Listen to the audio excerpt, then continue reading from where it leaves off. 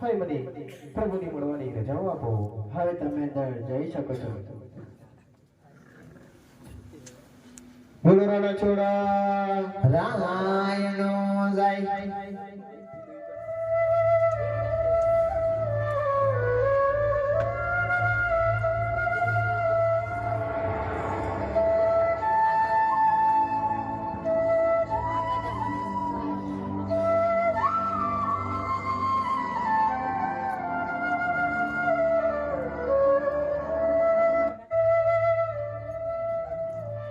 અરે મારા ભક્ત, આ તમે એક નજરે શું જોઈ રહ્યા છો? હરે પ્રભુ હરે દુઃખ તો તારા માતાના માનવી હોય પ્રભુ, પણ આપ તો ત્રિલોકના નાથ છો, તો પ્રભુ આપણને પણ દુઃખ. હરે મારા ભક્ત, આ તો મારો લાડીલો અને પ્રેમીલો ભક્ત મને લાડુ જમાડવા આવ્યો હતો. હું લાડુ જમે નહીં એથી વિશે ભરાઈ મને લાડુના માર માર્યો. હરે પ્રભુ જ્યારે દ્વારકા હું આવ્યો ત્યારે પ્રભુ દ્વારકાની અંદર મંદિરમાં લાડુ જમાડતો હતો, તો પ્રભુ આ ભૂલ મારાથી થયેલી, તો પ્રભુ આટલો ગુનો મારો માફ કરો. હરે મારા ભક્ત, તમે ઉભા રહો. હરે મારા ભક્ત, એમાં તમારો કોઈ દોષ નથી. તમે કેટલીક વાર મારી દર્શને આવ્યા અને તમને એટલો બધો વિશ્વાસ હતો, અને આ વખતે તો તમે મારા સોનાના મંદિરમાં આવી મારી પથ્થરની મૂર્તિને હાજરા હજુર અને જીવતા જાગતા માણી બેઠ્યા. તેથી જ તમારા મારેલા લાડુ મને કપાળમાં વાગ્યા અને મને લોહી નીકળ્યું. અને મારા ભક્ત, હું તમને એક વાત સાચી કહી દઉં કે જ્યારે કોઈ જીવ મને પ્રત્યક્ષ રીતે હાજરા હજુર અને જીવતો જાગતો માની બેસે છે, ત્યારે તો મારે પ્રત્યક્ષ રીતે હાજર થવું જ પડે છે. અને હવે તમારી અડગ શ્રદ્ધા અને સંકલ્પ અને ભક્તિથી હું ખૂબ જ પ્રસન્ન છું. એટલા માટે તમારા મનમાં જે પણ વિચાર હોય એ જરા પણ સંકોચ રાખ્યા વગર માંગી લો. હું તમારી ઈચ્છા અવશ્ય પૂર્ણ કરીશ. હરે પ્રભુ આપ તો યંતરયામી છો, ત્રિલોકના નાથ છો, બધું જ પૂછો છો, તો બધું જ ખબર છે, તો મને શું લેવા પૂછો છો? હરે મારા ભક્ત, આજે હું બધું જાણું છું, છતાંય હું તમારા મુખેથી સાંભળવા માંગુ છું. હરે પ્રભુ જો તમે મુખેથી સાંભળવા માંગતા હોય તો એક મારા સ્વાર્થનું અને બીજું મારા પરમાનંદનું પ્રભુ કામ લઈને અહીંયા દ્વારકા સુધી આવ્યો છું. હરે મારા ભક્ત, હવે તમારા પરમાનંદનું કામ કર્યું અને સ્વાર્થનું કામ કર્યું. હરે પ્રભુ સ્વાર્થનું કહેતા કે મારે એક પ્રોગ્રામ ઘરની અંદર એક દીકરાની ખોટ છે, તો દીકરાનું વર્તન કરતો પ્રભુ દ્વારકા આવ્યો છું. હરે મારા ભક્ત, તમે પકડાગઢ છોડી વનોવન ભટકી ખારા પાનાના દરિયા વલવી જો દ્વારકા આવ્યા હોય તો હું તમને ખાલી હાથે નહીં જવા દઉં. માટે હું આજે તમને વચન આપું છું. આજે અમારા ડાળીનો એક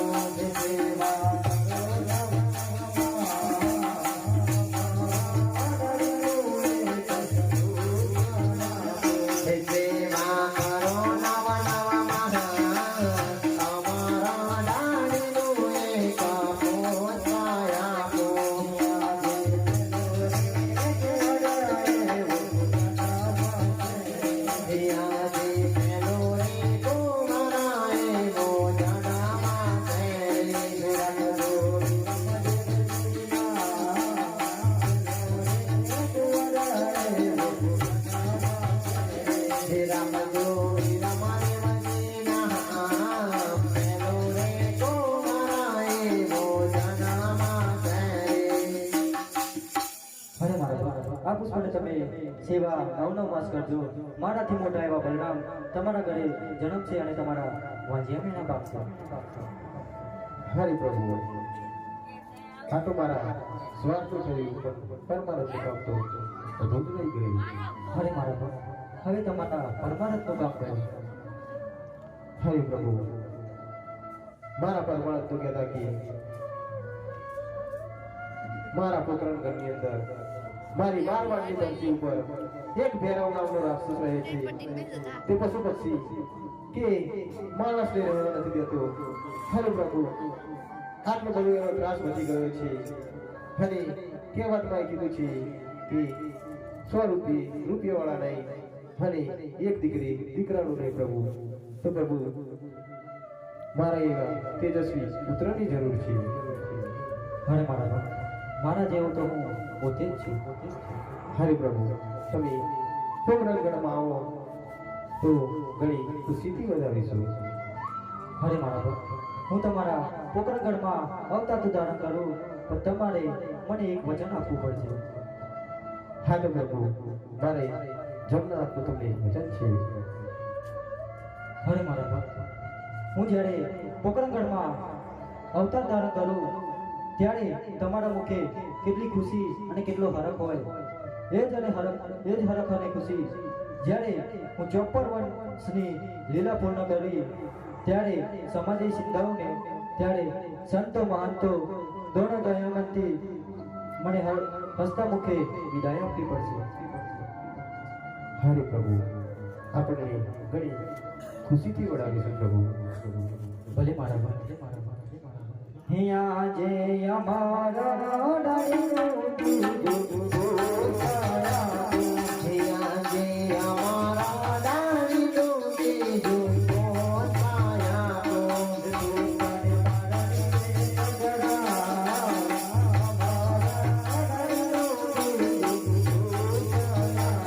હે પોતાને મારી પાદરા અમારા ડાળીનો બીજો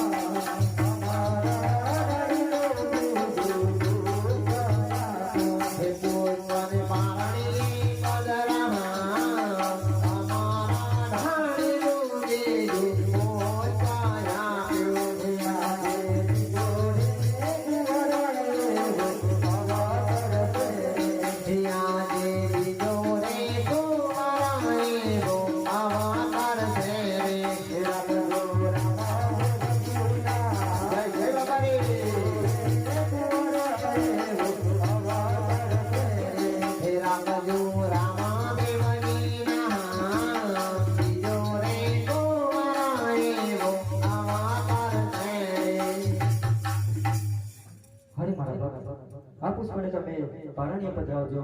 હું પોતે તમારા પોકરણગઢમાં અવતાર ધારણ કરીશ.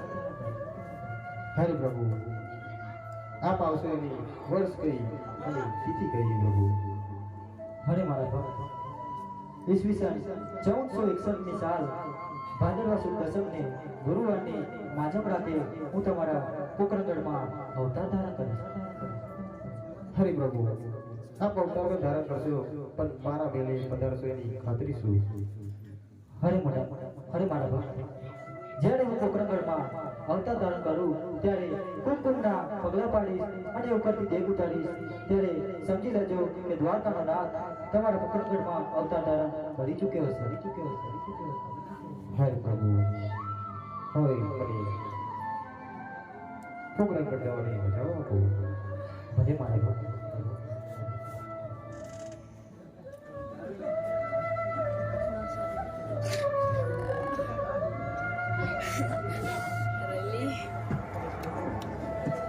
હરે પ્રભુ, તમે જશો તો મારું શું? હરે સિપાહીઓ, હું જ્યારે પોકરણગઢમાં અવતાર ધારણ કરું ત્યારે હું તમને ભમડિયા વાલા તરીકે રાખીશ.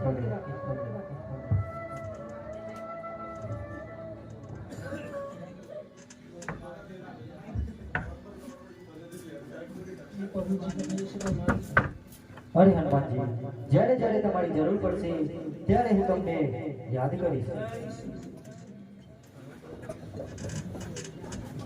હે બાપુ તમે રહ્યા તો અમારું હરે ગરુડજી, હું પોકરણગઢમાં અવતાર ધારણ કરું ત્યારે હું તમને લીલુડા ઘોડા તરીકે રાખીશ. ભલે અરે સ્વામી, તમે જશો તો અમારું શું? હરે લક્ષ્મીજી, તમે ઉમરકોટના સોડા રાજાને ત્યાં અવતાર ધારણ કરજો. તમારા શરીરે કાળા કોળ અને અંગે તમે લુલા હશો એટલે તમારું માનું કોઈ સ્વીકારે નહીં. એટલે પોકરણગઢના અજમેર રાજાના કુંવર એવા રામદેવ તરીકે હું તમારું માંગુ સ્વીકારીશ. ભલે ભલે.